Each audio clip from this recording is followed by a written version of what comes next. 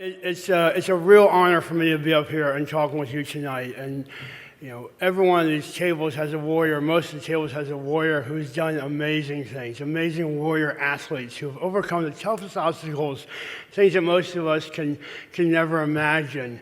And I have to say though, I'm not one of those people. I haven't competed in the warrior games. I'm not a Paralympic athlete. I haven't done some of these amazing things like Matt just described. But what they've done does not escape me, and I know it doesn't escape anyone in here, or you wouldn't be here. I'll give you a quick snapshot of what I've been through over the last 8 or 9 years. I'm obviously a Marine officer. I'm a lawyer by background, but I volunteered for the deployment to Iraq in 2006 as a civil affairs team leader. So I was attached, my team and I were attached to a Marine infantry battalion in Al Anbar province in 2006. When the insurgency was at a very powerful level right before the surge. We went out, I was on the battalion commander of staff, we worked closely together, we had played Marine Corps rugby together, and so he trusted me. And so we were out on a routine combat patrol out there. I was shot in the head behind my left ear. The bullet came out my mouth, causing incredible damage along the way. And I'm only here because of a young, incredibly skilled but incredibly courageous young Navy corpsman who saved my life that day. And George Grant was 25 years old. It was his first combat deployment. He had never performed that surgery on a human being before. The sniper was still shooting, in fact, shot the Marine behind me as well. He was wearing 65 pounds of armor, like a lot of us are familiar with that. Dust and sand and rocks and stones everywhere. This wasn't a hostile environment. So George is incredible, and I say he never performed that surgery on a human being before. He had done it once in a controlled training environment for Navy corpsmen at Camp Pendleton before he deployed. And he had done that surgery on a pig. And I don't know what that says about me, but the pig, the pig survived and so did I. So I don't care. My mom's right somewhere out there saying that. But so. I was shot in the head, and I was in the hospital only for 5 weeks, which is kind of amazing, but I went home. I lived not too far from the hospital, Bethesda, and I was an outpatient there for about a year until I went back to work.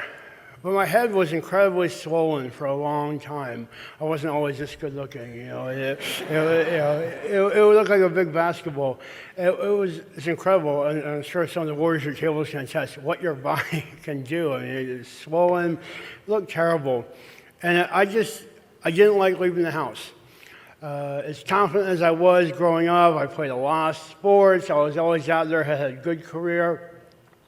But looking the way I did, and I go out in public, and my wife and I would go out, and people clearly would stare. I understood that. I looked jacked up. I mean, something had happened to me, and I understand why they did it, but still, it bothered me after a while, and so it was hard to do. I've had, like everyone here, 20-some surgeries. The doctors have taken bones from my legs to reconstruct my upper and lower jaw. These are all dentures. I don't have upper teeth. Eating is a real pain. I drool all the time, although my friends in college said, you used to do that then. I don't believe that. What's a case stand among friends? But, going out was troublesome for me, and I didn't enjoy it. And I hadn't played a lot of golf growing up. And I started playing golf, and it was great because I could go out during the week when no one else was out there, only a few people out there on that course, and no one was out there to look at me. And man, golf is I'll call it a sport. Golf is a hard sport, I guess. It's a hard game, like we were talking. By the way, I'm sitting at table number 6 of floor, which is a great table, and we're having a good time. We're having a good time tonight. But we were talking about golf, and it looks so easy on TV. It's like do. Of course, my shots are on the next fairway or whatever. But that being said, just being able to think about chasing a little white ball around, not what it looked like, not what was going to happen next, not the next surgery or the next 10 surgeries, or all the junk that comes along with our long recoveries. It was a big difference for me. Get me out there, start talking to people, And because I have very visible wounds of war, a lot of people came up and said thank you. Thank you for your service. Thank you for what you've done. And so just as a side note, my heart goes out to those who only have PTS or TBI, those who have the invisible wounds of war, which we all here have, who don't get the positive accolades like we're receiving tonight a lot of times. I was fortunate enough that people did say thank you a lot, so that helped. But just staying outside, playing golf, being in nature, looking around and enjoying life. So I got into it more. Disabled Sports USA gave me a grant for some well-needed golf lessons. That certainly helped.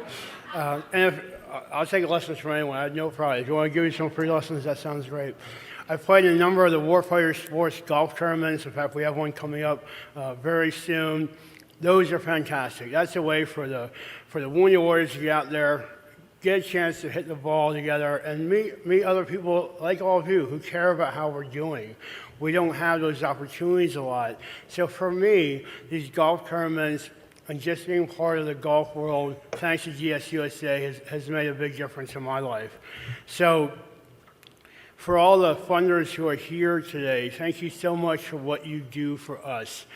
We've seen the videos, we heard the stats, we just heard an incredible story from start to finish from Matt, and we wouldn't be having this. I mean, look what Kirk and Kathy and his team are doing. They are unparalleled leaders in this field. No other group or VSO out there is doing what they're, even close to doing what they're doing nationwide. I mean, you're helping thousands of us every year. Can you imagine what that takes? And so that's complete inspirational. And Kirk is talking the talk and walking the walk. I mean, he is leading from the front. He's a true leader in the military sense of the word. So for the funders who are here, thank you so much. For Warfighters Sports, for me, has made a big difference. And I know I speak for other warriors in this room as well, and their family members who are often invited to participate in those same events. And then also for the warriors who are here today, look around and ask yourselves, are you being leaders in our community? Are you encouraging other wounded warriors to get out there and be a part of DSUSA or other groups that are important to you? Are you making a difference? Because we know in our community, if we don't take care of our own, that's not a good sign. So we all have a burden, and that is to not only make sure we're getting off the couch and doing great things, but just like in the military, that man or woman to your left and to your right is doing the same thing. Ladies and gentlemen, it's a real honor to be here today, but thank you so much for what you're doing and supporting all the warriors in GSUSA. Thank you very much.